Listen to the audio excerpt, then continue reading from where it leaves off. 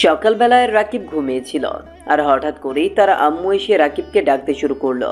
তার আম্মুর ডাকাডাকিতে রাকিবের ঘুমটা হলো না। রাকিব ঘুম থেকে উঠে গেল আর তখন রাকিবের আম্মু রাকিবের বিছানা গুছাতে লাগলো আর রাকিবকে বলতে লাগলো, কিরে, তুই না তোর নানু বাড়িতে যাবি গ্রামে? তোর ট্রেন কয়টায়? তোর মনে আছে, যদি ট্রেন মিস করিস তাহলে কিন্তু দুদিনের আগে আর ট্রেন পাবি না, কারণ ওইদিকে ট্রেন খুবই কম চলে। এটা তো তুই খুব ভালো করেই জানিস। এটাও কি তোকে বলে দিতে হয়? মা, ট্রেনে করে যেতে হবে এমন তো কোনো কথা নেই। বাস আছে, আর না হলে আমি বাইকে করে চলে যাব। আর আমার তো ইচ্ছে বাইকে করে নানু বাড়িতে যাওয়ার। তুমি আমাকে বাইক কেন নিতে দিচ্ছ না বলো তো? তোর কি মাথা ঠিক আছে? আমি তোকে বাইকে করে যাওয়ার অনুমতি দিব। তুই এটা ভাবলি কি করে? 210 কিলোমিটার আর 210 কিলোমিটার তুই বাইকে করে যাবি? কখনো সম্ভব না। তুই ট্রেনে করে যাবি। আমি তোকে এভাবে ছেড়ে দিতে পারি না। মা, তুমি যে কেন শুধু শুধু আমাকে নিয়ে এত টেনশন করো, আমি সেটাই তো বুঝতে পারি না। আমি কি এখনো ছোট আছি? আমি এখন অনেক বড় হয়ে গেছি। আর ছুটিতে এসেছি, তুমি আমাকে আমার নিজের মতো করে চলতে দিচ্ছ না। ওখানে থাকলেই ভালো থাকতাম। আমি যেটা বলেছি সেটাই, আমার উপর কোনো কথা বলা যাবে না। যা, তাড়াতাড়ি ফ্রেশ হয়ে আয়। আমি তোর ব্যাগ গুছিয়ে দিচ্ছি। তোর নানু তোকে দেখার জন্য কতদিন ধরে ওয়েট করে আছে। রাকিব মায়ের কথায় তাড়াতাড়ি করে ওয়াশরুমে চলে আসলো। ওয়াশরুমে আসার পরে রাকিব যথারীতি ফ্রেশ হয়ে রেডি হয়ে সোজা খাবার টেবিলে চলে আসলো। খাবার টেবিলে আসার পরে যখন রাকিবকে তার আম্মু বলতে লাগলো, শোন, তোর নানু বাড়িতে গিয়ে একদম কোনো ফাজলামি করবি না।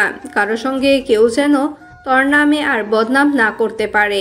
এমনিতেই তুই যে সব কাজ করিস, গিয়ে তোকে তো পাঠাতে আমার অনেক ভয় করে এখন। মা, তুমি যে কি বলো না, আমি কি আর আগের মতো আছি? আমি এখন অনেকটা পরিবর্তন হয়ে গেছি, বুঝতে পেরেছ? আচ্ছা, তাড়াতাড়ি খাবার দাও, না হলে আবার ট্রেন মিস হয়ে যাবে। রাকিব তাড়াতাড়ি করে খাবার খেতে লাগলো। আর খাবার খেতে খেতে প্রায় 20 মিনিট সময় পার হয়ে গেল। আর রাকিব তার মাকে বিদায় দিয়ে তার মায়ের কাছ থেকে ব্যাগ নিয়ে সোজাসুজি রিক্সা নিয়ে তাড়াতাড়ি করে রেলওয়ে স্টেশন চলে এলো। রাকিব রেলওয়ে স্টেশনে আসার পরে ট্রেনের জন্য অপেক্ষা করছে। 5 মিনিটের মধ্যেই ট্রেন চলে আসলো। আর রাকিবও তার সিটে গিয়ে বসে পড়লো। সিটে বসে হেডফোন লাগিয়ে গান শুনছিল। আর তখনই ট্রেন ছেড়ে দিল। ট্রেন তার আপন গতিতে চলছিল।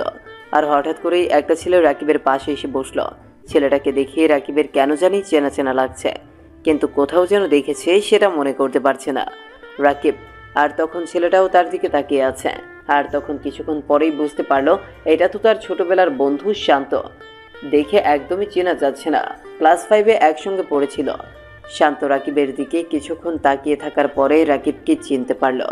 আর তখন রাকিবকে বলতে লাগলো, কিরে, তুই এতদিন পরে? আজ কত বছর পর তোর সঙ্গে দেখা।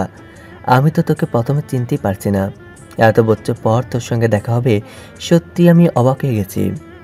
আমিও তো বিশ্বাস করতে পারছি না যে তোর সঙ্গে আমার এভাবে দেখা হয়ে যাবে। সবার সঙ্গে আমার কথা হয়, কিন্তু একমাত্র তোর সঙ্গেই আমার কোনো যোগাযোগ ছিল না। তোর চেহারাই আমি ভুলে গেছি। ভাগ্য ভালো তুই চিনতে পেরেছিস আমাকে। তা কেমন আছিস বল? কি করছিস এখন? এই বাবার বিজনেসের মধ্যে সাহায্য করছি, এটা ছাড়া আর কি করব। পড়াশোনা শেষ করলাম আর সামনে বিয়ে শাদী করব, আর এই কারণেই গ্রামে যাওয়া। এই, তুই তোর নানু বাড়িতে যাচ্ছিস না? তোর নানু বাড়ি তো আমাদের গ্রামেই। হ্যাঁ, নানু বাড়িতে তো সেই ছোটোবেলায় গিয়েছিলাম, এরপরে আর যাওয়া হয়নি। সব সময় ঢাকায় থাকতে হতো। তোর নাম্বার অনেকের কাছে চেয়েছিলাম, কিন্তু কেউ তোর নাম্বার জানে না। তুই কোথায় ছিলি এতদিন? পড়াশোনার জন্য বিদেশে চলে গিয়েছিলাম, আর বিদেশ থেকে ফিরেছি মাত্র কয়েক মাস হলো। আর বিদেশ থেকে ফিরেই সরাসরি বাবার অফিসে জয়েন করেছি। আর এখন একটু গ্রামের বাড়িতে বেড়াতে যাচ্ছি। গ্রামে কিছু জমি নিয়ে ঝামেলা চলছে, ওটা মিটমাট করতে হবে। যদি ওই রকম মেয়ে পাই তাহলে বিয়ে করে নেব। এমনিতেও আমি নানু বাড়িতে যাওয়ার পরে তোর খোঁজ নিতাম। এটাই ইচ্ছে ছিল যে গ্রামে গিয়েই তোর ব্যাপারে খোঁজ নেওয়া যাবে, কারণ এমনিতে তো কারো কাছ থেকে খোঁজ খবর পেলাম না। যাক, ভালোই হলো, দুজনে খুব ভালো সময় কাটাতে পারবো। তা তুই কি করছিস? এখন নিশ্চয়ই বিয়ে শাদী করে বাচ্চা কাচ্চা হয়ে গেছে নাকি ভাই? আমরা নিজেরই পিছিয়ে আছি, তুই অনেক আগিয়ে গেছিস, দেখি বোঝা যাচ্ছে। আরে না, এখনো পর্যন্ত বিয়ে করিনি। ছোট্ট একটা চাকরি করছি, প্লাস ফ্যামিলিটাকে একটু উপরের দিকে নেওয়ার চেষ্টা করছি। এটা ছাড়া আর কিছু না। বিয়ে শাদী এখন করার কোনো চিন্তা ভাবনা নেই। ও আচ্ছা, এখন পর্যন্ত বিয়ে করিসনি কেন? বয়স তো আর কম হলো না, এবার বিয়েটা করে নে, না হলে কিন্তু ভালো মেয়ে খুঁজে পাবি না। রাকিব আর শান্ত কথা বলতে লাগলো, আর এইভাবেই বেশ অনেকটা সময় পার হয়ে গেল। আর প্রায় 7 ঘন্টা জার্নি করার পরে রাকিব তার নানু বাড়ির রেল স্টেশনে এসে পৌঁছলো। রেল স্টেশন থেকে সোজা একটা সিএনজি নিল রাকিব, আর সিএনজি নিয়ে রাকিব শান্তকে বিদায় দিল, কারণ শান্তর গ্রাম অন্যটা, যদিও তেমন একটা দূর নয়, খুব কাছাকাছি। শান্ত তার বাড়িতে চলে গেল, আর রাকিব একটা সিএনজি নিয়ে তার নানু বাড়ির উদ্দেশ্যে যেতে শুরু করলো। গ্রামের ছোট ছোট রাস্তাগুলো এখন পাকা হয়ে গেছে, তাই এখানে সিএনজি অটো খুবই পাওয়া যায়। এখন আর আগের মতো মাটির রাস্তা দেখতে পাওয়া যায় না, তবে কিছু কিছু জায়গায় মাটির রাস্তা রয়েছে। গ্রামের প্রকৃতি দেখতে দেখতে চলে আসলো রাকিব। একটা মোড়ে এসে নেমে পড়লো, আর নেমে পড়ার পরেই মাগরিবের আজান দিয়ে দিল। রাকিব তার ব্যাগগুলো নিয়ে একটা মসজিদে চলে আসলো, আর মসজিদে আসার পরে নামাজ আদায় করে আবারও যেতে শুরু করলো তার নানু বাড়িতে। মোড় থেকে মাত্র 10 মিনিট লাগে তার নানু বাড়িতে যাওয়ার জন্য। রাকিব তার নানু বাড়িতে চলে আসলো। তার নানু বাড়িতে আসার পরে নানুকে দেখিয়ে রাকিব সালাম দিল। তার নানু তখন রাকিবকে শক্ত করে জড়িয়ে ধরে কান্না করতে লাগলো। খুব ছোটবেলায় রাকিবকে দেখেছিল, পরে আর তার সঙ্গে দেখা হয়নি। রাকিব অন্য একটা জায়গায় থাকতো, আর মা বাবা আসতো, কিন্তু রাকিবের সঙ্গে কখনোই দেখা হয়নি। প্রায় তার সঙ্গে 7-8 বছর পরে দেখা হয়েছে রাকিবের নানুর। নানু তখন রাকিবকে বলতে লাগলো, তুই এত বছর পরে এসেছিস, আজ কত বছর পরে তোকে দেখলাম, আমার মনটা শান্ত হয়ে গেল। এত বছর পর আমাকে ছাড়া কিভাবে থাকতে পারলি বলতো? আমার কথা কি তোর একটুও মনে হয়নি, নাকি এই বুড়িকে একবারও ভুলে গিয়েছিলি আর কখনো আসবি না বলেছিলি? কেন, তোর কি হয়েছে? আমরা কি তোর সঙ্গে কোনো কিছু করেছি যে তুই আমাদের উপর রাগ অভিমান করে এভাবে এত বছর থেকেছিস? আরে নানু, তুমি এসব কি বলছো? আমি তো পড়াশোনা করার জন্য মেসে থাকতাম, আর তুমি জানোই তো পড়াশোনার কারণে কখনো গ্রামে আসা হয়ে ওঠেনি। ওই যে ক্লাস 9-এ এসেছিলাম, এরপর থেকে তো আর কখনো এখানে আসা হয়নি। আর তুমিও তো আমাদের ঢাকায় কখনোই যাওনি, তাই তোমার আমার সঙ্গে সময় কখনো মেলেনি। এবার থেকে আমি এখানে থাকার চিন্তা ভাবনা করছি। তোর মতো পাষাণ যদি আমি হতে পারতাম তাহলে তো ভালোই হতো। আমি তো তোদেরকে ছাড়া ভালো থাকতে পারি না, ওদেরকে না দেখলে আমার কেমন যেন লাগে। আচ্ছা আয়, ভেতরে আয়, তোকে এত বছর পরে পেয়ে সবাই অনেক খুশি হয়ে যাবে। আমি কাউকে বলিনি যে তুই আসবি, সবাই আজকে আছে। রাকিব তার নানুর সঙ্গে ভেতরে চলে গেল, আর ভেতরে যাওয়ার পরেই দেখতে পারলো তার 2টা মামা এবং তার খালা সকলে বসে বাড়িতে আলোচনা করছে। হয়তো একই সঙ্গে সবাই গল্প করছিল, আর রাকিবকে দেখে সবাই তাকিয়ে রইল। তার চোখটা একটা মেয়ের উপর পড়ল। মেয়েটা দেখতে অসম্ভব সুন্দরী। রাকিব সবার দিকে তাকিয়েছিল, আর হঠাৎ করেই ওই মেয়েটার দিকে রাকিবের চোখ পড়ে যায়। মেয়েটাও রাকিবের দিকে তাকিয়ে মাথা নিচু করে নেয়। রাকিব সবার সঙ্গে কথা বলছিল আর মেয়েটার দিকে তাকিয়েছিল। আর তখন রাকিবের মামা রাকিবকে বলতে লাগলো, আরে মা, তুমি কি শাহরিয়ারকে এভাবে এখানে দাঁড়িয়ে রাখবে নাকি? যাও, শাহরিয়ারের জন্য কোনো কিছু নিয়ে এসো। এই কে, কোথায় আছো? শাহরিয়ারের জন্য খাবার দাও, ও অনেকটা জার্নি করে এসেছে, পরে গল্প করা যাবে, এখন আর গল্প করা লাগবে না। নীলামা, তুই শাহরিয়ারকে একটা রুম দেখিয়ে দে। রাকিবের মামা এই কথা বলার পরেই ওই সুন্দরী মেয়েটা রাকিবের ব্যাগ হাতে নিল। বুঝতে পারলো এটাই রাকিবের মামার মেয়ে। রাকিব মেয়েটার পেছনে যেতে লাগলো। মেয়েটার নামটাও অনেক সুন্দর, নীলা, তবে আগে কখনো দেখেনি। মনে হয় ছোটবেলায় যদিও কয়েকবার এসেছে, কিন্তু মেয়েটাকে কখনোই দেখেনি। তবে মেয়েটা রাকিবের প্রায় না হলেও 3-4 বছর বড় হবে। রাকিবকে একটা রুমে নিয়ে আসা হলো, আর রাকিব রুমে এসেই গায়ে এলিয়ে দিল। আর তখন নীলা রাকিবকে বলতে লাগলো, তোর যদি কোনো কিছুর প্রয়োজন হয় তাহলে আমি কি বলিস, আমি ব্যবস্থা করে দিব। আর শোন, এখন ফ্রেশ হয়নি, আর আমি খাবারের জন্য ব্যবস্থা করছি। আচ্ছা, আমি তো আপনাকে আগে কখনো দেখিনি। আমি তো এর আগেও নানু বাড়িতে এসেছিলাম, এর আগে তো আপনাকে কখনো দেখিনি। আপনি কোথায় ছিলেন? আপনি কি ওই নীলা যার কথা মা আমাকে প্রায় প্রায় বলতো? আমি ছোটবেলায় নানুর কাছে ছিলাম, আর নানুর কাছে মানুষ হয়েছি, আর এখানে খুব কম আসতাম। তার জন্য হয়তো আমাকে কখনো দেখা হয়নি তোর, কিন্তু আমি তোকে খুব ভালো করেই চিনি। বাহ, আমি কাউকে চিনি না আর কেউ আমাকে খুব ভালো মতো চেনেন, এই বিষয়টা ভালো। তবে মা মনে হয় আমাকে একবার ছবি দেখিয়েছিল আপনার।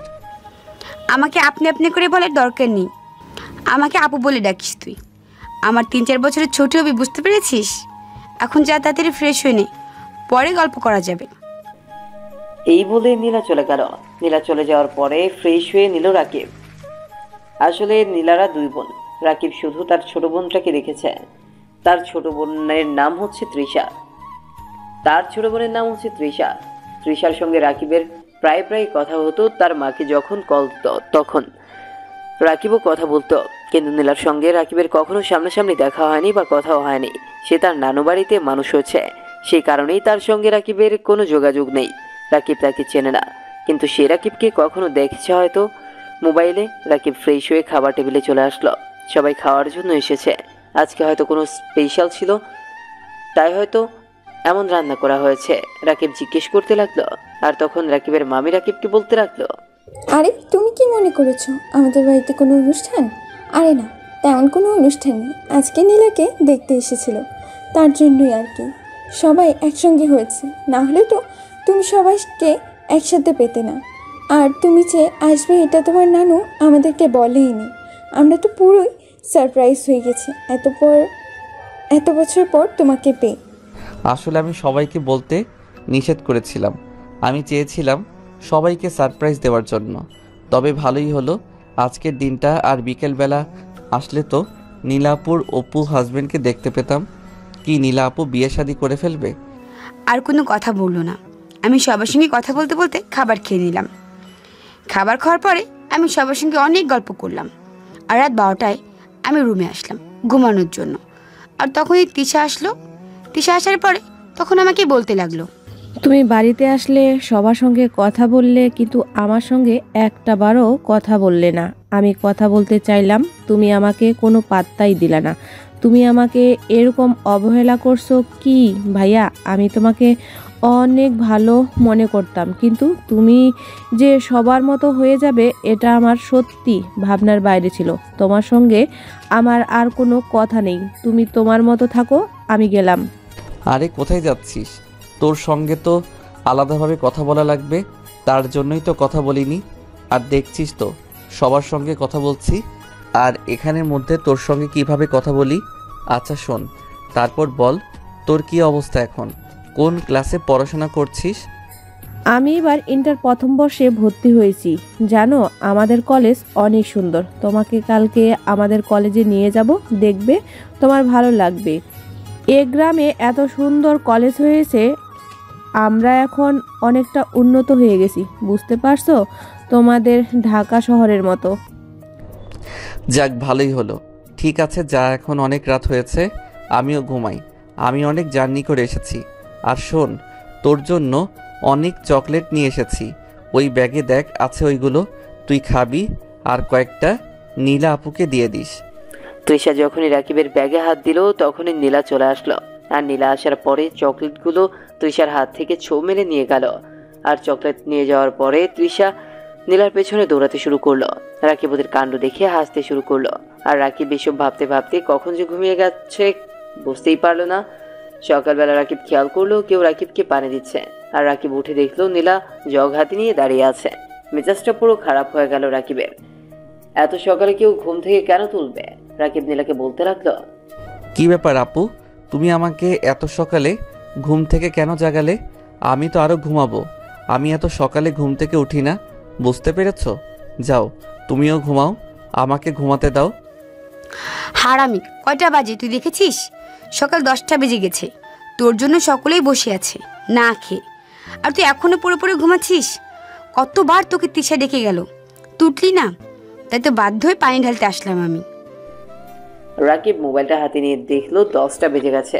তারপর রাকিব তাড়াতাড়ি করে উঠে ফ্রেশ হয়ে খাবার টেবিলে চলে আসলো। খাবার টেবিলে আসার পরে তার নানু তখন বলতে লাগলো, কিরে, তোর মতো ছেলে এত সকাল পর্যন্ত ঘুমায় নাকি? তোর জন্য সকলে অনেকক্ষণ ধরে বসে অপেক্ষা করছে। কতবার ডেকে আসলাম আমি, তবুও তুই উঠলি না। এত ঘুমাতে হয় নাকি তোর? আসলে নানু, কালকে জার্নি করে এসেছি তো, তার জন্য হয়তো এমনটা লাগছে। আমি এমনিতেও বেশি ঘুমাই না। আচ্ছা তাড়াতাড়ি খাবার দাও, আমার আসলেই অনেক বেশি খিদে পেয়েছে। ঘুমিয়ে সময় তো আর খিদা লাগে না, কিন্তু ঘুম থেকে উঠলে তো খিদা লাগে, বুঝতে পারছো? সকলের সঙ্গে খাবার খেতে লাগলো রাকিব। আর এভাবেই বেশ সময়টা পার হয়ে গেল। খাবার খাওয়ার পরে রাকিব বাড়ি থেকে বের হলো, সঙ্গে নীলাপু আছে।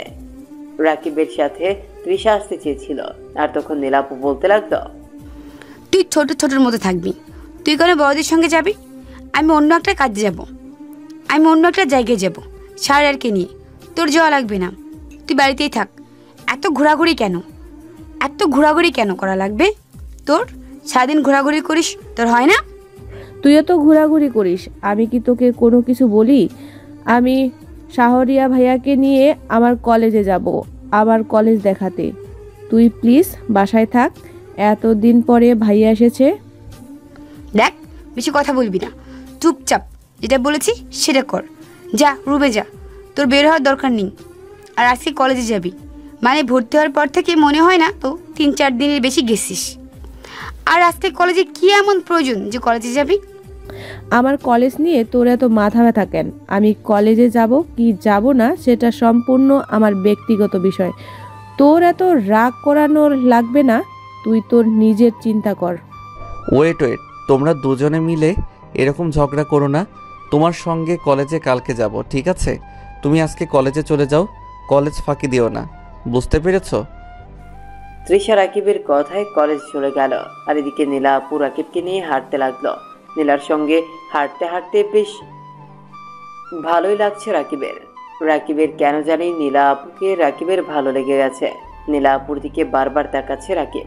নীলাও হয়তো কিছুটা খেয়াল করেছেন, কিন্তু রাকিবকে সরাসরি কোনো কিছু বলতে পারছে না। রাকিবও কোনো কিছু বলছে না। নীলার সঙ্গে গ্রামের রাস্তা দিয়ে হেঁটে যাচ্ছে। আর কিছু দূর যাওয়ার পরেই তখন নীলা বলতে লাগলো রাকিবকে, তখন কি করছিস? ঢাকায় বসে বসে খাচ্ছিস নাকি কোনো চাকরি বাকরি কোনো কিছু হয়েছে? ঢাকা শহরে তো একটা সমস্যা, পড়াশোনা শেষ করে চাকরির পেছনে দৌড়াতে হয়। পড়াশোনা শেষ করলাম, পড়াশোনা শেষ করার পরে এখন ছোট্ট একটা চাকরি করছি, পাশাপাশি অন্য একটা চাকরির জন্য ট্রাই করছি। আর তুমি কি করছো? আমার ব্যাপারে না জানলেও চলবে তোর, তবে এটা জেনে রাখ, আমার পড়াশোনা শেষ, এখন বিয়ে করব, বিয়ে করে সংসার সামলাবো, এটাই চিন্তা ভাবনা করছি। তোমার তো আরও অনেক বছর আগে বিয়ে করার কথা, তুমি এখনও বিয়ে না করে বসে আছো কেন? বয়স তো আর কম হলো না, পরে দেখবে বিয়ে করার জন্য কোনো ছেলেই পাবে না। তখন শেষ পর্যন্ত 60 বছর 70 বছরের বুড়ো লোককে বিয়ে করতে হবে। থাক, আর বক্তব্য দেয়া লাগবে না, আমার যখন সময় হবে তখনই আমি বিয়ে করব। তা তোর অবস্থা কি? বিয়ে শাদী করবি নাকি তুই গ্রামে এসেছিস বিয়ে করার জন্যই? তোমার কেন এমনটা মনে হলো? শুধু তুই উল্টাপাল্টা কথা বলো। আচ্ছা, আমরা ওদিকে কোথায় যাচ্ছি? ওদিকে তো আমি কোনো কিছুই চিনি না। যদি একবার হারিয়ে যাই আমি তখন কিভাবে বের হব? আমি লোকজনকে জিজ্ঞাসা করতে পারবো না লজ্জার কারণে, কারণ নিজের নানু বাড়ি চিনব না। আবার এটা যদি মানুষ জানে তাহলে হাসাহাসি করবে। আমি তোর পাশে আছি, আমাকে দিয়ে তোর ভরসা লাগছে না, এটা কোনো কথা বললি? এদিকে একটা সুন্দর জায়গা আছে, ওখানে বসে গল্প করি, চল, সময়টা খুব ভালো কাটবে। রাকিব গ্রামের আলপথ দিয়ে হেঁটে যাচ্ছিল নীলার সঙ্গে হাঁটতে অনেক বেশি ভালো লাগছে রাকিবের, যেটা বলে বোঝানো সম্ভব নয়। নীলার সঙ্গে গল্প করছিল, আর কিভাবে যে সময়টা পার হয়ে দুপুর হয়ে গেল বুঝতেই পারলো না রাকিব। দুপুরবেলা বাসায় চলে আসলো। বাসায় আসার পরে ফ্রেশ হয়ে গোসল করে খাবার খেয়ে নিল রাকিব। আর খাবার খাওয়ার পরে বিছানায় শুয়ে পড়লো। আর তখনই তৃষা চলে আসলো। আসার পরে রাকিবকে বলতে লাগলো, কি ব্যাপার, তুমি এখানে শুয়ে আছো কেন? তুমি সকালবেলা আপুর সঙ্গে ঘুরতে গিয়েছো, এখন আমাকে নিয়ে ঘুরতে যেতে হবে? আমি কিন্তু তোমার কথায় কলেজে গিয়েছিলাম, আর কলেজে ক্লাস করে তারপরে একটু আগে এসেছি। তুমি এখন আমাকে নিয়ে ঘুরতে যাবে? যদি আমাকে সঙ্গে ঘুরতে না যাও তাহলে কিন্তু আমি তোমার খবর করে ছাড়বো। আরে কি যন্ত্রণা! আমি তো একটু আগে ঘুরে তারপরে আসলাম। এখন আমি কোথাও যেতে পারবো না, আমার পা ব্যথা করছে। হাঁটতে হাঁটতে বিকেলবেলা না হয়ে যাব। আর এখন দুপুরবেলা কি কেউ কি ঘুরতে যায়? আর আমাকে কি পাগল কামড়িয়েছে যে তোকে নিয়ে এখন ঘুরতে যাব? এখন ঘুরতে গেলে নানু বকা দেবে, তাই এখন যেতে পারবো না, বিকালে দেখা যাবে। তাহলে তুমি সকালবেলা কেন গিয়েছিলে? খাওয়ার পরেও তো গিয়েছিলে, তখন তো কোনো সমস্যা হয়নি, এখন কেন সমস্যা হবে? না, আমি যেটা বলছি সেটাই করবেন, আমার উপর কোনো কথা বলা চলবে না। রাকিব আর কোনো কথা বলতে পারলো না। এই মেয়ের সঙ্গে কোনো কথা বললে এই মেয়ে পুরো মাথা কিনে নেবে। রাকিব তাড়াতাড়ি করে তার নানুর কাছে চলে আসলো। নানুর কাছে আসার পরে অনেকে বলল, রাকিবের নানু উল্টো তাকে বকা দিতে শুরু করলো। এখন যাওয়া যাবে না। আর তৃষা কিছুটা রাগী দৃষ্টিতে রাকিবের দিকে তাকিয়ে এখান থেকে চলে গেল। আরও চলে যাওয়ার পরে রাকিব এদিকে শুয়ে পড়ল। আর শুয়ে পড়তেই কখন যে ঘুমিয়ে পড়লো বুঝতেই পারলো না। আর ঘুম থেকে উঠে দেখলো বিকেল 4টা বাজে। আর তৃষা রাকিবের পাশে এসে বসে আছে আর রাকিবের দিকে হয়তো এতক্ষণ তাকিয়েছিল। রাকিব অবাক হয়ে গেল, তৃষা রাকিবের পাশে বসে এভাবে রাকিবের দিকে তাকিয়েছিল কেন? আর রাকিব চোখ মেলতেই তখন তৃষা রাকিবকে বলতে লাগলো, আসলে আমি মাত্র এসেছি তোমাকে ডাকার জন্য, তোমাকে নিয়ে বাইরে বের হব তো সেই জন্য। দেখো আমি রেডি হয়ে বসে আছি, আর এইমাত্র ডাক দিব আর তখনই তোমার চোখ খুললো, বুঝতে পারছো? ও আচ্ছা ঠিক আছে, তুই 5 মিনিট ওয়েট কর, আমি এখনই ফ্রেশ হয়ে তারপরে আসছি। এইভাবে হেঁটে হেঁটে ঘোরাফেরা করতে একদম ভালো লাগছে না, একটা বাইক হলে ভালো হতো। আমিও তো আমার বাইকটা রেখে এসেছি, আম্মু বাইক আমাকে নিয়ে আসতে দেয়নি। এত দূরের রাস্তা বাইকে করে আসা যাবে না, এই কারণে। সমস্যা নেই, আমার বাবার আছে তো, বাবারটা নিয়ে যাব, কোনো চিন্তা করো না। বাইকে করে ঘুরতে গ্রামে অনেক বেশি ভালো লাগবে তোমার, দেখবে তোমার মনটাও অনেক ভালো হয়ে যাবে। আর বিকেলবেলা এমনিতেও অনেক বেশি সুন্দর লাগে সব কিছু। তুই তো অনেক বড় বড় কথা বলিস, তোর কথাগুলো শুনে আমার কেমন যেন মাথার উপর দিয়ে যায়। তুই এত বড় বড় কথা কিভাবে শিখলি? সেই তো পিচ্চি ছিলি, এখন সব কিছু শিখে গিয়েছিস। আমি বাহিরে চলে আসলাম রেডি হয়ে, আর বাহিরে এসে দেখলাম মামার বাইক রাখা আছে। আর মামা তখন আমাকে বলতে লাগলো, শাওরিয়ার যাও, বাইকে করে ঘুরে আসো, আমার ভালো লাগবে। আর শোনো, বেশি দূর যেও না, কারণ তুমি তো রাস্তা চেনো না, তিশার সঙ্গে যেও। ঠিক আছে মামা, আমি তিশার জন্য ওয়েট করে আছি। আর কিছুক্ষণ পরে তিশা শাড়ি পরে আমার সামনে চলে আসলো। একটু আগে তো অন্য কিছু পরনে ছিল, এখন আবার শাড়ি, এই মুহূর্তের মধ্যে ভাবা যায় এগুলো? রাকিব বাইক স্টার্ট দিল। আর বাইক স্টার্ট দেওয়ার সাথে সাথেই নীলা কোথা থেকে দৌড়ে রাকিবের কাছে চলে আসলো। আর নীলা দৌড়ে আসার পরে বাইকের সামনে দাঁড়িয়ে রাগী দৃষ্টিতে রাকিবের দিকে তাকিয়ে আছে। বুঝতে পারলো না নীলা হঠাৎ করে এইভাবে রেগে গেল কেন। রাকিব তো কোনো কিছুই করেনি। এই দুই বোনের যে কি হয় মাঝে মাঝে রাকিব কোনো কিছুই বুঝতে পারে না। বাড়িতে আসার পর পরই দুই বোন রাকিবের পেছনে লেগে আছে। ও রাকিবকে নিয়ে ঘুরতে যাবে। মেজাজটা খারাপ হয়ে যাচ্ছে রাকিবের। এখন কোনো কিছুই অতিরিক্ত ভালো না। নীলা রাকিবের দিকে তাকিয়েছিল। আর তখন তৃষা বলতে লাগলো, কি ব্যাপার নীলা আপু, তুই এভাবে আমাদের দিকে তাকিয়ে আছিস কেন? তুই সকালবেলা ভাইয়াকে নিয়ে ঘুরতে গিয়েছিলি, আমি তোর কোনো কিচ্ছু বলিনি, আমি তোর কথাই পুরো কলেজে চলে গিয়েছি। এখন আমি তোর কোনো কথা শুনছি না, এখন আমি ভাইয়ার সঙ্গে বাইকে করে ঘুরতে যাব, তুই বাসায় থাকবি, বুঝতে পারছিস? ঠিক আছে যাও। আর শাহরিয়ার বেশিক্ষণ থাকবে না কিন্তু, তিশাকে বাসায় পাঠিয়ে দিবি। তোর সঙ্গে ঘুরতে যাওয়ার একদম মানায় না তোর, তুই শুধু আমার সঙ্গে বের হবি। তো যদি কোনো জায়গায় যেতে ইচ্ছা করে, বুঝতে পেরেছিস, ওকে একটু সামনে থেকে ঘুরে বাড়িতে নামিয়ে দিয়ে যা। রাকিব কোনো কিছু বলল না। রাকিব বাইক স্টার্ট দিল। আর তখন পেছন থেকে তৃষা রাকিবকে কোমর জড়িয়ে ধরেছে। রাকিবের কেমন যেন লাগছে। আজ পর্যন্ত কোনো মেয়ে রাকিবকে এইভাবে ধরেনি। আর ওইদিকে নীলা রাগে কটমট করছে। নীলা তখন মনে মনে বলতে লাগলো, ছেলেটাকে আমি সেই ছোটোবেলা থেকে ভালোবাসি, আর শেষ পর্যন্ত আমার ভালোবাসা এভাবে শেষ হয়ে যাবে, তো আবার নিজের চোখের সামনে, নিজের বোনের জন্য। আমি তো তাকে অনেকভাবে বোঝানোর চেষ্টা করেছি, কিন্তু সে তো কোনোভাবেই বুঝতে চাইছে না। আরে আমি তোর সিনিয়র, আমি কি করে তোকে মনের কথাটা বলি? তুই তো আমার কিছুটা কথা বুঝতে পারছিস। আমি জানি কেউ আমাকে পছন্দ করে, কিন্তু এভাবে না বললে তো আর হবে না। আর এদিকে তিশা যেভাবে শাহরিয়ার দিকে আগাচ্ছে, আমার তো মনে হয় তিশাও শাহরিয়ারকে ভালোবাসে। শেষে কি না দুই বোন একজনকে ভালোবেসে ফেললাম। ধুর, এটা কি করলাম? না, যেভাবেই হোক তিশাকে শাহরিয়ার জীবন থেকে সরাতে হবে। তিশা কোনো ভুল করার আগেই আমাকে কোনো কিছু করতে হবে, তাহলে তিশা কোনো কিছু করতে পারবে না। শাহরিয়ারকে যে করে হোক আমার মনের কথাটা বোঝাতে হবে, সেটা যত তাড়াতাড়ি সম্ভব। আমি যে তাকে নিজের জীবনের থেকে অনেক বেশি ভালোবাসি। ছোটোবেলা থেকে সবসময় স্বপ্ন দেখতাম তাকে নিয়ে, আর তার জন্যই তো কোনো ছেলের সাথে আজ পর্যন্ত কথা বলিনি, প্রেম করিনি, শুধুমাত্র তার অপেক্ষা করেছিলাম। যেদিন বাবার মুখ থেকে শুনেছিলাম আমাদের বিয়ে ঠিক করা আছে, তার প্রতি আমার অন্যরকম ভালো লাগা কাজ করছিল। এত বছর ইচ্ছে করে আমি তার সামনে আসিনি। আমি এগুলো মনে মনে ভাবতে লাগলাম। রাকিব এবং তৃষা দুজনেই ঘোরাঘুরি করতে লাগলো, আর এইভাবেই বেশ অনেকটা সময় পার হয়ে গেল। সন্ধ্যাবেলায় রাকিব এবং তৃষা বাড়িতে ফিরল। বাড়িতে ফেরার পরপরই নীলা তখন তৃষাকে নিয়ে একটা রুমে নিয়ে যায়। রুমে নিয়ে যাওয়ার পরে একটা থাপ্পড় দেয়, আর থাপ্পড়টা খুবই লেগেছে।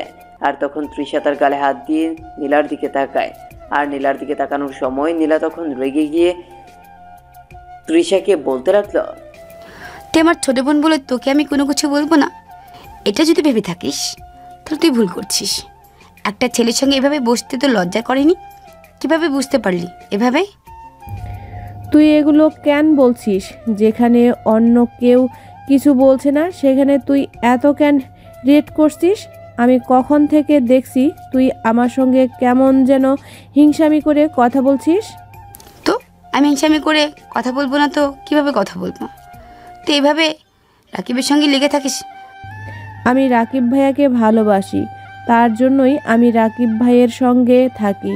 তোর এত মাথা ব্যথা কেন? তুই বিয়ে করবি আর এই বাড়ি থেকে চলে যাবি, আর আমি শুধু রাকিব ভাইয়াকে বিয়ে করব। আমি জানি সেও আমাকে ভালোবাসে, কারণ আমি তার সঙ্গে প্রায়ই কথা বলতাম। এটা তো তুই জানতি না। নীলা আর কোনো কিছু বলতে পারল না। নীলা তখন রুম থেকে বেরিয়ে যায় রাগে কটমট করতে করতে। আর এদিকে রাকিব তার রুমে ফ্রেশ হচ্ছিল, আর হঠাৎ করেই নীলা রাকিবের রুমে প্রবেশ করলো। আর রাকিবের রুমে প্রবেশ করার পরে দেখতে পারলো রাকিব ওয়াশরুমে ফ্রেশ হচ্ছে, আর এদিকে নীলা চুপচাপ বিছানার উপর বসে আছে। আর রাকিব ফ্রেশ হয়ে এসে দেখতে পারলো নীলা চুপচাপ তার খাটের উপর বসে আছে। আর তখন রাকিব প্রশ্ন করতে লাগলো, কি ব্যাপার, তুমি এভাবে রেগে আছো কেন? তোমার কি কোনো কিছু হয়েছে? কোনো কিছু হয়ে গেলে আমাকে বলতে পারো, দেখি তোমার মনের কোনো সমাধান করতে পারি কি না। আচ্ছা, তুমি কি তিশার সঙ্গে প্রায় প্রায় কথা বলতে? তুমি কি তার সঙ্গে কী হিসেবে কথা বলতে একবার বলতে পারবে প্লিজ? আর আমার তেমন কোনো কিছুই হয়নি, এমনিতেই মনটা ভালো লাগছে না। কিভাবে কথা বলতাম মানে? তৃষা মায়ের কাছে কল দিত, আর মাঝে মাঝে মা আমাকে এমনিতেই কথা বলার জন্য দিত, তাই 2-1 মিনিট ভালো মন্দ জিজ্ঞাসা করেন, কল কেটে দিতাম। আর তাকে তো আমি আমার নিজের ছোট বোনের মতোই মনে করি, এটা ছাড়া তো আর বেশি কিছু না। কেন তুমি এসব বলছো কেন? নীলা আর কোনো কিছু বলল না। নীলা চুপচাপ রুম থেকে বেরিয়ে গেল। আর নীলা রুম থেকে বেরিয়ে যাওয়ার পরে রাকিব চুপচাপ শুয়ে পড়ল, কারণ এসব কিছু তার একদমই ভালো লাগে না। রাকিব শুয়ে শুয়ে মোবাইল চাপছিল, আর তখনই তার মায়ের নাম্বার থেকে কল আসে। আর রাকিব কলটা রিসিভ করলো। রাকিব কলটা রিসিভ করার পরেও ওপাশ থেকে তার মা তাকে বলতে লাগলো, কিরে, তুই দেখছি আমাকে ভুলে গিয়েছিস। আমি জানতাম তো তুই তোর নানু বাড়িতে গিয়ে আমাকে ভুলেই যাবে। আমাকে তো তোর একটু মনে পড়ে না। আমি নিজে থেকে তোকে কল দিলাম, তুই একবার আমাকে কল দিয়েছিলি তোর নানু বাড়িতে যাওয়ার পরে। আসলে মা, সবার সঙ্গে এত ভালো একটা সম্পর্ক হয়ে গেছে, এখন তোমার কথা মনে ছিল না। আমার আসলে কত বছর পরে নানু বাড়িতে এসেছি। থাক, আর কোনো কথা বলতে হবে না, বুঝেছি। তুই এখন আমার পর হয়ে গিয়েছিস। তা ওখানে কি থাকবি নাকি এবার ঢাকায় আসবি? না, এখন আসার কোনো ইচ্ছে নেই। আপাতত এখানেই থাকার ইচ্ছা আছে। এখানে কিছুদিন ঘোরাফেরা করব, তারপরে এসে বাবার ব্যবসা সামলাবো, এটাই প্ল্যান মাথার মধ্যে। তাছাড়া আর কোনো প্ল্যান নেই। আমার মাথায় একটা প্ল্যান আছে। শোন, তোকে তো আমি বলেছিলাম তোর সঙ্গে একটা মেয়ের বিয়ে ঠিক করা আছে, কিন্তু মেয়েটা কি, তার পরিচয় তোকে আমি কোনো কিছুই কোনোদিনও বলিনি। তুইও কোনোদিনও কথা বলিসনি এ ব্যাপারে। আর এই জন্য ছোটবেলা থেকেই তোকে সাবধান করেছিলাম যে কারোর সঙ্গে রিলেশনে না জড়াতে। কথাটা মনে আছে তো তোর? হ্যাঁ মা, এগুলো আবার নতুন করে বলার কি আছে? আমি তো এগুলো জানি। পুরনো কথা বাদ দিয়ে এখন সরাসরি কি বলবে সেটা বলো তুমি আমাকে। আমি 2-3 দিন পরে তোর নানু বাড়িতে আসছি, তখন তোকে আমি সব কিছু খুলেই বলবো, বুঝতে পারছিস? আর তোর বাবার অফিসের মধ্যে চাপ যাচ্ছে, তার জন্য আসতে পারছি না। তোর বাবাকে নিয়ে তুই তো জানিস, তোর বাবা একটু ফ্রি হলেই 2 দিন পরে আমরা আসছি। ঠিক আছে মা, নানুর সঙ্গে কথা বলবে, দাঁড়াও। আমি নানুকে গিয়ে মোবাইল দিচ্ছি তোমার সঙ্গে কথা বলার জন্য। নানু অনেকবার বলেছিল, কিন্তু আসলে আমার ফোনে ব্যালেন্স ছিল না। এই বলে রাকিব তার মোবাইলটা তার নানুর কাছে নিয়ে আসলো। এদিকে রাকিবের আম্মু রাকিবের নানুর সঙ্গে কথা বলতে লাগলো। আর এইভাবেই বেশ কিছুটা সময় পার হয়ে যায়। ওরা কি কথা বললো এইগুলো রাকিব কোনো কিছুই বুঝতে পারলো না। রাকিবের আম্মু বলতে লাগলো, মা, তুমি চিন্তা করো না, আমি তোমার ইচ্ছাটা আমি পূরণ করব। প্রতিদিন পরে এসেই আমি সব কিছু ব্যবস্থা করছি। পরে আমি ভাইয়ার সঙ্গে আলোচনা করব, দেখি ভাইয়া কি বলে।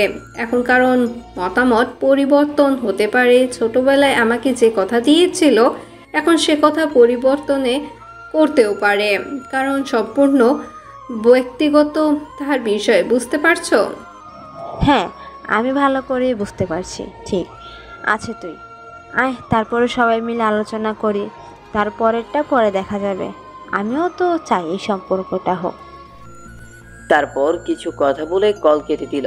কল কেটে দেওয়ার পরে রাকিব এদিকে তার নানুর সঙ্গে অনেক বিষয় নিয়ে কথা বলতে লাগলো। আর এভাবেই বেশ অনেকটা সময় পার হয়ে যায়। আর তখনই নীলা চলে আসলো। নীলাও আড্ডার মধ্যে যুক্ত হয়ে ওদের সঙ্গে গল্প করতে লাগলো। তখন প্রায় রাত হয়ে গেছে।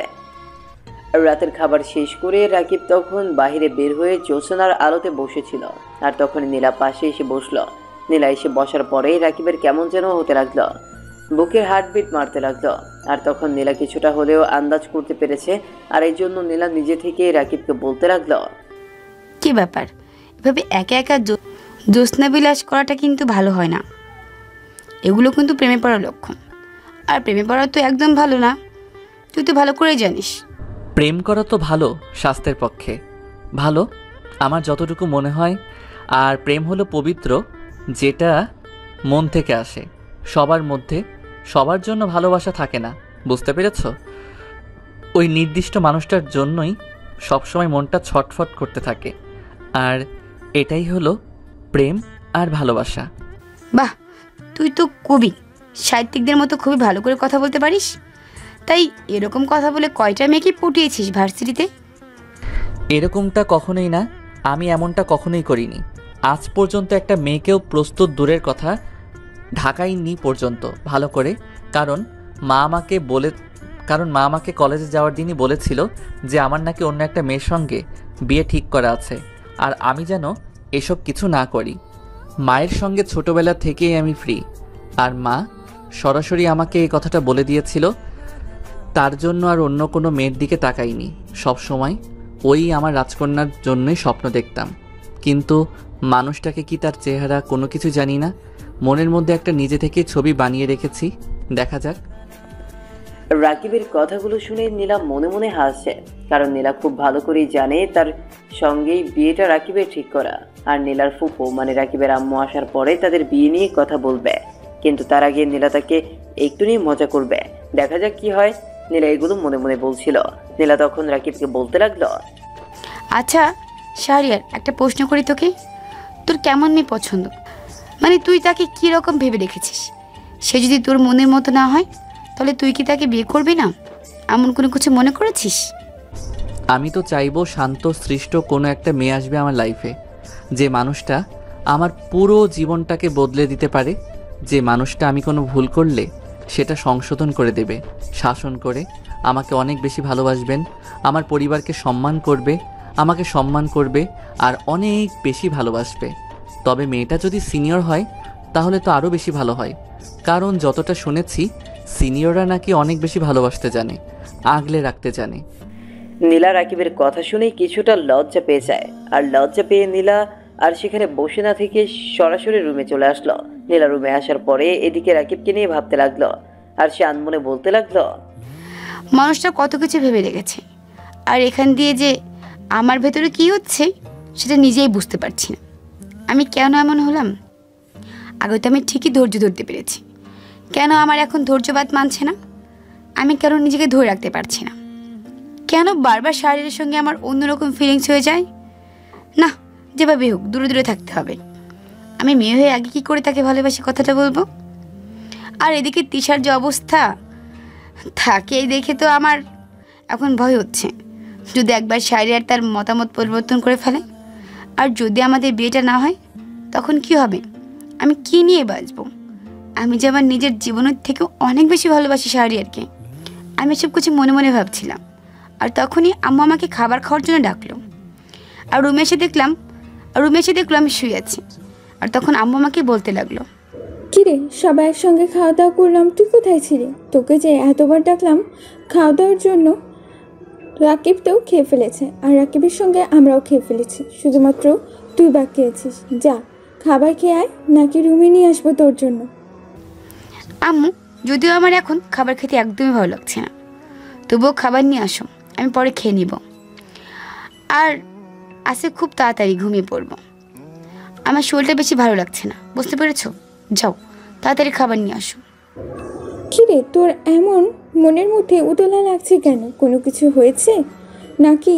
তোর কি হয়েছে সত্যি করে বল তো, আমার তো তোর উপর সন্দেহ হচ্ছে। আম্মু, আমার কোনো কিছুই হয়নি, আমার এমনিতেই ভালো লাগছে না, তাই এমন হয়তো লেখাচ্ছেন। আর বললাম না, আমার অনেক খিদে পেয়েছে, যাও তাড়াতাড়ি খাবার নিয়ে আসো, আমি এখনই খাবো। তারপর নীলার মা আর কোনো কথা বাড়ালো না। নীলা এদিকে হাসতে শুরু করলো আনমনে। আর একটু পরে নীলার আম্মু খাবার নিয়ে আসলো নীলার জন্য। আর খাবার খেয়ে তখন নীলাকে বলতে লাগলো, তোর কি হয়েছে সেটা আমি এখন বুঝতে পারছি। দেখ, তোর বয়সটা কিন্তু আমি নিজেও পার করে এসেছি। এই সময় কি হতে পারে সেটা আমি খুব ভালো করেই জানি। তবে যেটা করবি ভালো মতো চিন্তা ভাবনা করে করবি। তোর বাবার মতিগতি তেমন একটা ভালো লাগছে না আমার। নীলার আম্মু এই কথা বলার পরেই সেইখান থেকে চলে আসলো। আর সোজা রুমে আসার পরেই দেখতে পারলো নীলার বাবা বিছানায় বসে আছেন, আর হয়তো কোনো কিছু চিন্তা করছেন। নীলার আম্মু নীলার বাবাকে জিজ্ঞেস করলো কি হয়েছে। আর তখন নীলার বাবা নীলার আম্মুকে বলতে লাগলো, আসলে আমি একটা অনেক বড় ভুল করে ফেলেছি। আমি একজনকে কথা দিয়ে ফেলেছি যে আমি নীলাকে তার ছেলের সঙ্গে বিয়ে দেব। সব কিছু করা হয়ে গেছে। আসলে আমি ওই রফিক ব্যাপারীর কাছ থেকে 5 লক্ষ টাকা এনেছিলাম ব্যবসার জন্য, কিন্তু সেগুলি এখন পর্যন্ত দিতে পারিনি। আর এখন ওরা আমার মেয়ের সঙ্গে সম্বন্ধ করতে চাইছেন, আমাদের সঙ্গে সম্বন্ধ করতে চাইছে। আমিও আর অমত করিনি, আমিও তাদেরকে কথা দিয়ে ফেলেছিলাম। মন বলে যদি কথা না দিতাম তাহলে ওরা টাকাটা চাইতো। আর যেহেতু আমি রাজি হয়ে গেছি বিয়েতে, তাই আর টাকা দিতে হবে না বলেছে। এখন যদি আমি আবার ওদেরকে না করি তাহলে টাকাটা দেওয়া লাগবে। আর ওরা তো কখনই টাকাটা নেবে না, ওরা আমার মেয়েটাকে চাইবে। কারণ ছেলেটা যদিও জানি তেমন একটা ভালো নয়, কিন্তু টাকার কাছে আমি হার মানবো। আমি কি করব কোনো কিছুই বুঝতে পারছি না। তুমি তো নিজেই তোমার বোনকে কথা দিয়েছিলে যে বিয়ে দেবে, আর এই কারণেই হয়তো রাকিব এখানে এসেছে, হয়তো ঘুরতে এসেছে। বিষয়টা রাকিব জানে না, কিন্তু 2-3 দিন পর বলেছে আপু আসবেন এই বাড়িতে। তখন তো এটা নিয়ে আলোচনা করা হবে। তখন তুমি কি করবে? তুমি তখন তোমার বোনকে কি জবাব দিবে? এটা তো আমি নিজেও চিন্তা করেছি। আসলে কি যে করলাম আমি কোনো কিছু বুঝতে পারছি না। তবে ওই রফিক ব্যাপারীর মানুষটা এতটা ভালো না। ওর কথা মতো যদি না চলি তাহলে যদি আমার মেয়ের কোনো ক্ষতি করে দেয়, এটার কারণে আমি আর সাহস পাচ্ছি না। আমার বোনকে তো একটু বুঝিয়ে বলতে পারবো, আর অন্য কাউকে তো আর বুঝিয়ে বলতে পারবো না। ও তো মানবে না। আসলে আমার ভুলটা হয়েছিল ওদের কাছ থেকে টাকা নিয়ে আসার জন্য।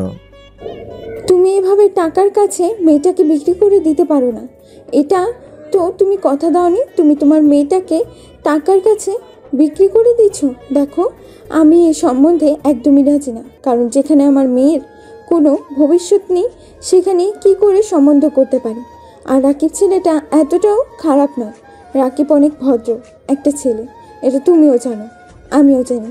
আর জেনে শুনে মেয়েটাকে একটা জল্লাদের হাতে চলে যাবে, তাও আবার তোমার নিজের ভুলের মাসুল তোমার মেয়েকে কেন দিতে হবে? দেখো, আমার তো আরো একটা মেয়ে আছে। তিশার সঙ্গে না হয় আমি রাকিবের বিয়েটা দেব, আর এদিকে নীলার সঙ্গে ওই হাসানের সঙ্গে বিয়েটা ছেড়ে ফেলি। তাহলেই তো মিটে যায়। আমার বোনকেও কথা দেওয়া হয়ে গেল। আমি বুঝতে পারছি তুমি সব দিকেই মন রাখতে চাচ্ছ, কিন্তু এটা কি হয়? এদিকে তোমার মেয়ে যে মনে মনে রাকিবকে ভালোবাসে, সেই ভালোবাসায় কি কোনো মূল্য নেই? দেখো, তোমার কাছে কোনো মূল্য না থাকতে পারে, কিন্তু আমার কাছে মূল্য আছে। আমি জানি আমার মেয়েটা রাকিবকে নিয়ে ছোটোবেলা থেকেই স্বপ্ন দেখেছে। যবে থেকে শুনেছে রাকিবের সঙ্গে তার বিয়ে ঠিক করা আছে, তুমি বাবা হয়তো আর এগুলো বুঝবে না। আমি তো ওর মা, আমি খুব ভালো করেই বুঝতে পারছি আমার মেয়ের অবস্থা। আসলে আমি তোমাকে বোঝাতে পারছি না, আমি নিজেও বুঝতে পারছি না আমি কি করব, এখন আমি কোন দিকে যাব। দেখো, আমার যেটা সিদ্ধান্ত সেটাই তোমাকে মানতে হবে। এটা ছাড়া আমার আর কোনো কিছু করার নেই। হাসানের সঙ্গেই নীলার বিয়ে হবে, আর এটাই ফাইনাল।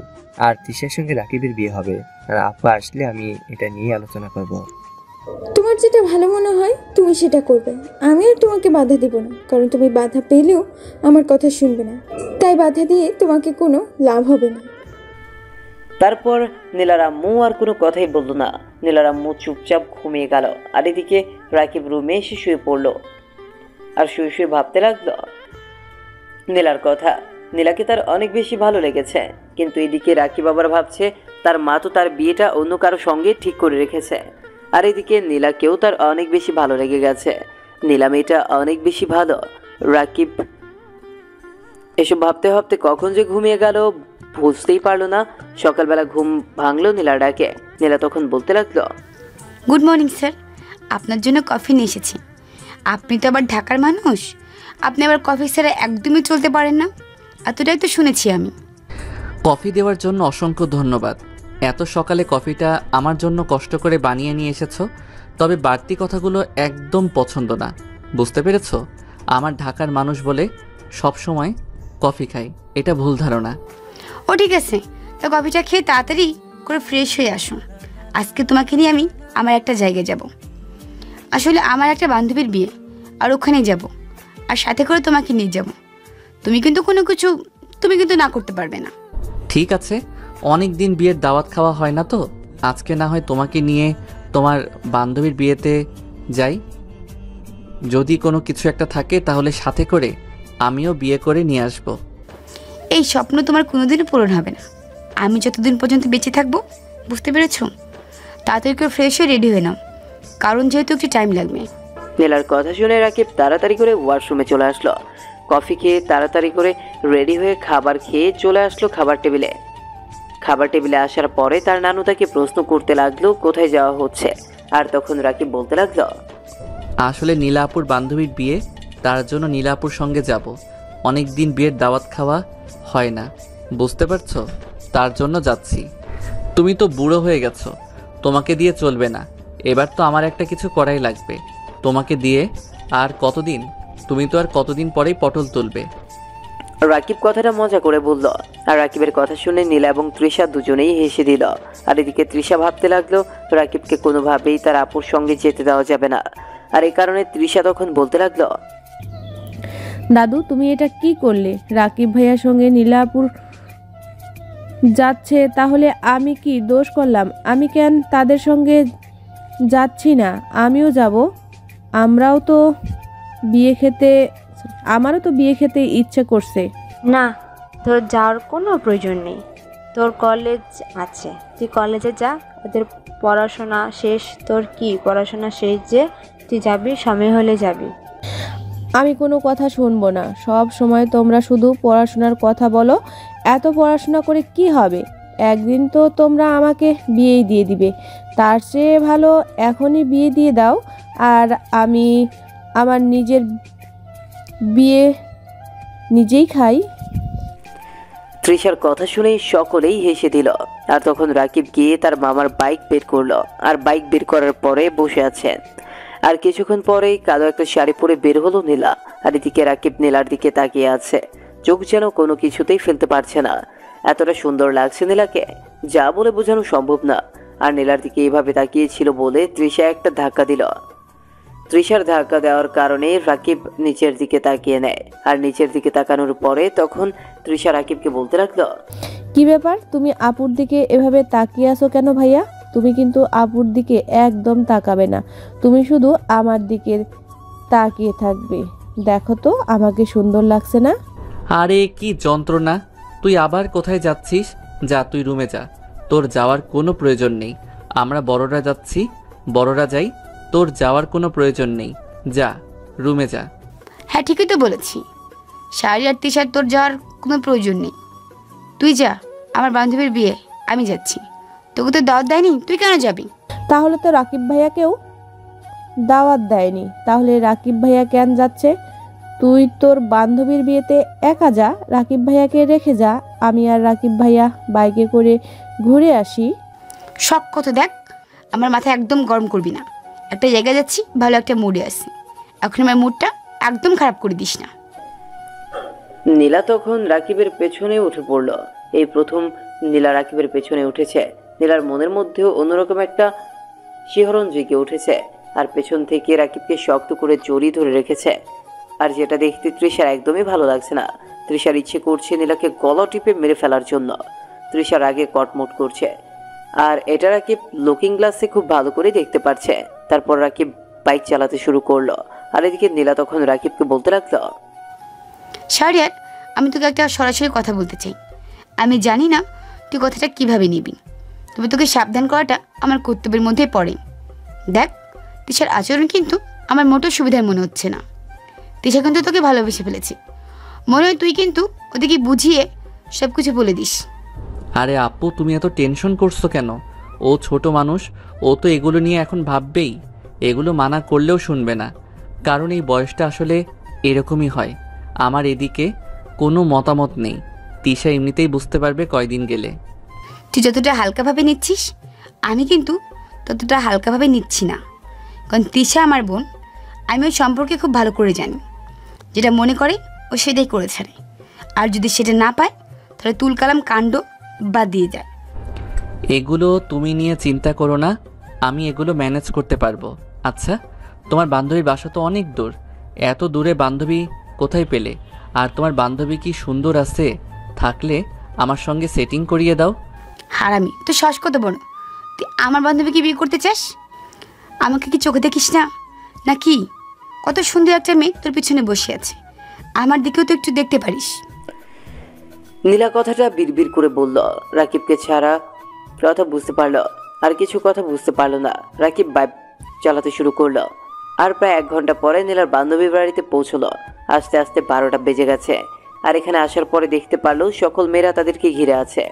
আসলে ওরা সবাই নীলার সঙ্গে কথা বলছে, আর ওরা একই ভার্সিটি থেকে পড়াশোনা শেষ করেছে, তাই সকল বান্ধবীরা কথা বলছে।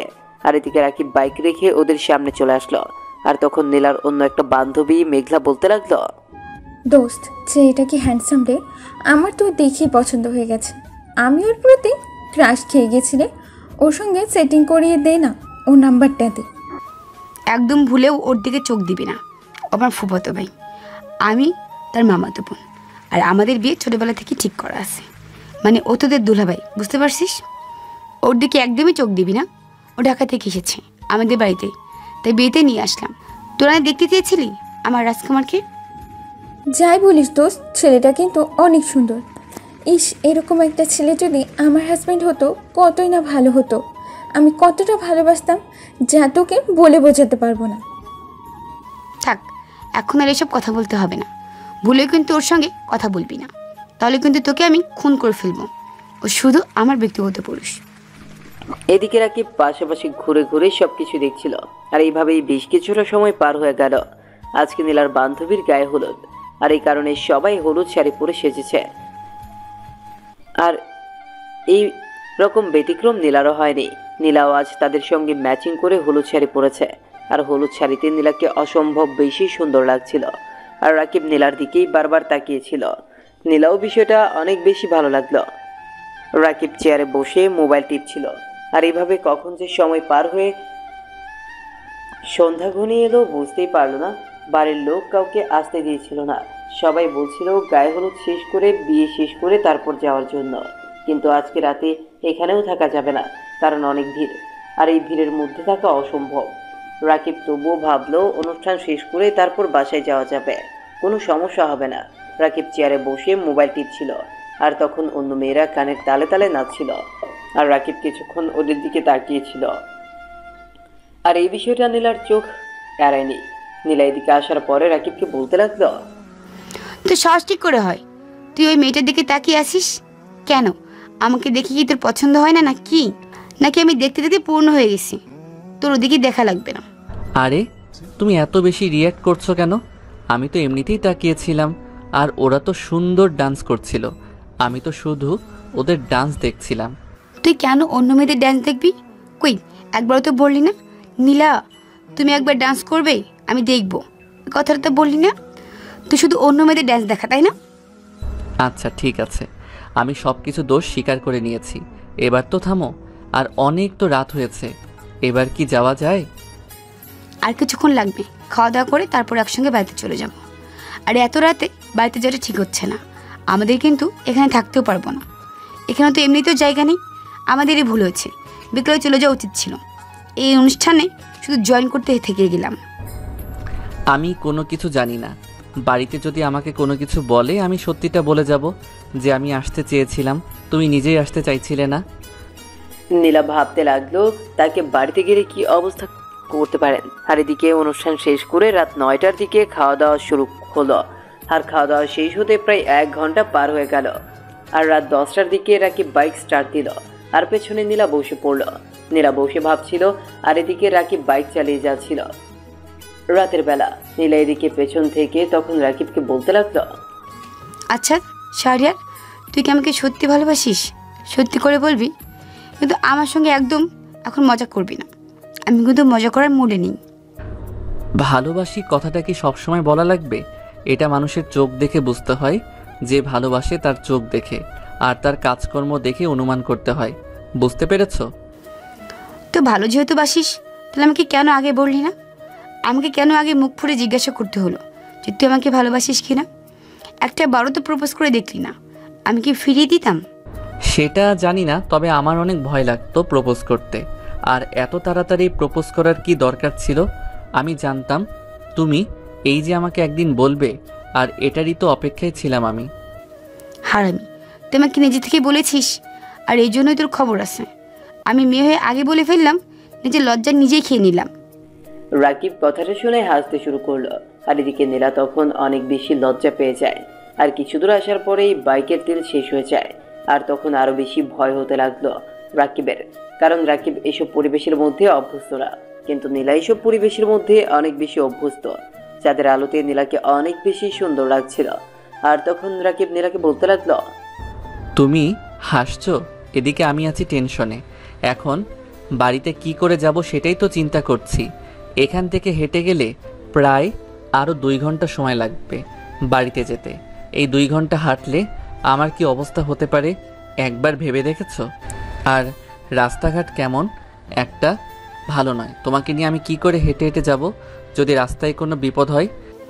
রাস্তায় তেমন একটা বিপদ হবে না মনে হয়, কারণ আমাকে তো এখানে সবাই চেনে। আর যদি বলে যে সাথে এটাকে, তখন আমি বলবো আমার হাজব্যান্ড। আর কি সমস্যা? তুমি গ্রামের লোকদেরকে ভালো করেই চেনো, আর ওরা যদি আমাদের বিয়ে দিয়ে দেয় আর মান সম্মান নিয়ে অনেক টানাটানি হয়ে যাবে।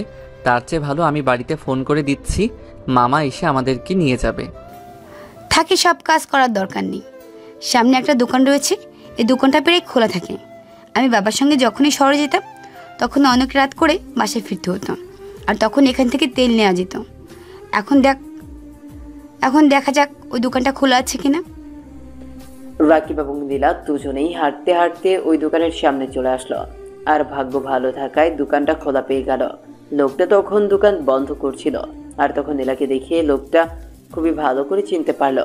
আর তখন লোকটা নীলাকে বলতে লাগলো, কি ব্যাপার, তুমি এত রাতে এখানে?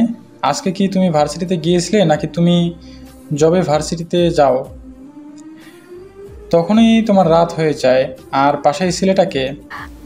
আসলে কাকা ও আমার হাজবেন্ড, আপনাদের জামাই। আসলে গিয়েছিলাম একটা বিয়েতে, আর ফিরতে রাত হয়ে যায়, আর পথেই তেল শেষ হয়ে যায় বাইকের।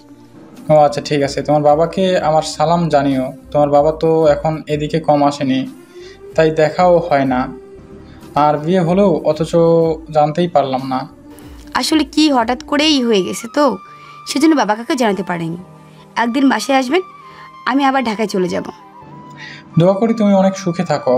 আর বাবা, তুমি মেয়েটাকে দেখে রেখো, মেয়েটা অনেক ভালো, তোমার সঙ্গে অনেক ভালো মানিয়েছে। লোকটার সঙ্গে কথা বলা শেষ করে বাইকের তেল নিয়ে রাকিব সরাসরি চলে আসলো বাড়িতে। বাড়িতে আসার পরে দেখতে পারলো তার নানু এখন পর্যন্ত জেগে আছে, আর জেগে থাকার যথেষ্ট পরিমাণে কারণ রয়েছে। আর তার নানু এগিয়ে আসার পরে রাকিবের কান ধরে বলতে লাগলো, কি ব্যাপার, তোরা এত রাতে হলো কেন? আমি যে সেই কখন থেকে তোদের জন্য বসে অপেক্ষা করছি, তোরাই কি ভেবেছিস? তা তো দেরি করলি কেন? নানু, বিশ্বাস করো, আমার এখানে কোনো দোষ নেই। আমি অনেক তাড়াতাড়ি আসতে চেয়েছিলাম, কিন্তু সে বলেছিল খাবার না খেয়ে আসবে না, তা নাকি খাবার খেতেই হবে। আমি বলেছিলাম তাড়াতাড়ি আসার জন্য, কিন্তু আসছিল না। এখানে আমার কি দোষ? রাত 11টা বাজে আর এখন তোরা এসেছিস? এই গ্রামের মধ্যে 11টার সময় কেউ জেগে থাকে না, বুঝতে পেরেছিস? তোদেরকে তাড়াতাড়ি বিয়ে দিয়ে ঢাকায় পাঠিয়ে দেব। আমার আর এই বলে সহ্য হচ্ছে না তোদের যন্ত্রণা। দাদু, তুমি এটা কি করলে? তুমি ওদের বিয়ে দিবে মানে? ওদের বিয়ে কোনোভাবেই হতে পারে না। আপু তো ওর থেকে অনেক বড়, আর একজন সিনিয়র মেয়ের সঙ্গে এভাবে বিয়ে হতে পারে না। কি রে, তুই এখনো ঘুমাসনি? তুই এখনো জেগে আছিস কেন? যা গিয়ে ঘুমা। তোর তো এখানে কোনো কাজ নেই। কালকে যদি কলেজে না যাস, তখন তো আবার বাহানা শুরু করবি যে তোর ঘুম হয়নি। তোমরা শুধু আমাকে পড়াশোনার কথা বলো, একবারও তোমরা আমার কথাটা চিন্তা করলে না। থাকার চিন্তাও করা লাগবে না, আমার যেটা ইচ্ছা আমি সেটাই করব। এই বলে তৃষা চলে গেল। আর তৃষা চলে যাওয়ার পরেই দরজা লাগিয়ে দিল। আর এই কারণে রাকিব কিছুটা ভয় পেয়ে গেল। আর রাকিব তৃষার পেছনে এসে দরজার মধ্যে ধাক্কাতে শুরু করলো। আর দরজা ধাক্কাতে ধাক্কাতে দরজাটাই ভেঙে ফেললো।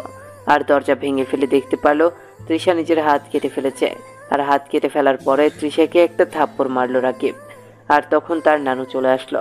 রাকিবের নানু আসার পরে বিষয়টা দেখে বলতে লাগলো, তোরা দুই বোন কি শুরু করে দিয়েছিস? ছোটবেলা থেকে রাকিব এবং নীলার বিয়ে ঠিক করা আছে। আর তৃষা, তোর তো এখনো বয়সই হয়নি, তুই এখন এসবের জন্য পাগল হয়ে গিয়েছিস? তো তোকে মাথা ঠিক আছে? আমি তো তোর কাছ থেকে এতটুকু আশা করতে পারিনি। তুই আমার আর তোর বাবা মার কথা একদমই চিন্তা করলি না? নানু, তুমি এত জোরে জোরে কথা বলো না। মামা মামি জেগে যেতে পারে, আর মামা মামি জেগে গেলে আবার সমস্যা, বুঝতে পারছো? এখানে মান সম্মানের প্রশ্ন। থাক, ও একটা ভুল করে ফেলেছে, তোমরা তাকে ক্ষমা করে দাও। আর তিশা, আমি তোমাকে আমার ছোট বোনের মতোই দেখি। তোমার এখনো বয়স হয়নি, আমার থেকে অনেক ভালো ছেলে পাবে তুমি। আর তোমার আপুর সঙ্গে আমার বিয়ে হয়ে গেলে আমি তোমার দুলাভাই, তারপর আবার আমি তোমার বড় ভাইয়ের মতো। তুমি আমাকে সেরকমটাই সম্মান করবে। এর থেকে কিছু বললাম না। এখন বড় হতে শুরু করেছো, আর আমার থেকে অনেক ভালো ভালো ছেলে পাবে। আমি কথা দিলাম তোমাকে, আমি খুব সুন্দর একটা ছেলের সঙ্গে বিয়ে দিয়ে দেবো তোমার। এবার ঠিক আছে? আর কখনো এরকমটা করবে না, প্লিজ। রাকিবের কথায় তৃষা কোনো কিছু বলল না। তারপর রাকিব আরো অনেক কিছু দিয়ে তৃষাকে বুঝিয়ে দিল। তৃষাও সবকিছু বুঝতে পারলো। আর এদিকে রাকিব তাড়াতাড়ি করে ঘুমিয়ে পড়লো। পরদিন সকালবেলা ঘুম থেকে উঠলো অনেক দেরিতে। আর ঘুম থেকে উঠে দেখতে পারলো তার বাবা মা চলে এসেছে। আর তার আম্মু খাবার টেবিলে বসে গল্প করছে। কিন্তু রাকিবকে আজকে কেউ ডাকতে যায়নি। প্রতিদিন তো মেলা ডাকতে যায়, কিন্তু প্রতিদিন তো নীলা ডাকতে চায়, কিন্তু আজকে নীলাও ডাকতে যায়নি। রাকিব খাবার টেবিলে আসার পরে তখন বলতে লাগলো, কি ব্যাপার, সকাল 12টা বেজে গেছে আর এখনো পর্যন্ত তোমরা আমাকে ডেকে তুললে না কেন? প্রতিদিন তো নীলা কি আমাকে ডেকে আসে? প্রতিদিন যেন মিলায় ডেকে দেয়, এই কারণে সব কিছু ব্যবস্থা করা হচ্ছে। আর আজকে তোদের বিয়ে, বুঝতে পারছিস? আজকে কি করে তোকে ডেকে তুলবো? লজ্জা শরমে নাকি মাথা খেয়েছিস নাকি? হারামজাদা, এত রাত করে বাড়িতে ফিরেছিস কেন? তুই কি মনে করেছিস আমি এগুলো খবর জানতে পারবো না? আমি সব কিছু জেনে গিয়েছি। বিয়েতে যাবে ভালো কথা, কিন্তু এত রাত করে বাড়ি ফেরার মানেটা কি? আম্মু, এটা আমাকে কেন বলছো? তুমি এটা নীলাকে গিয়ে বলো।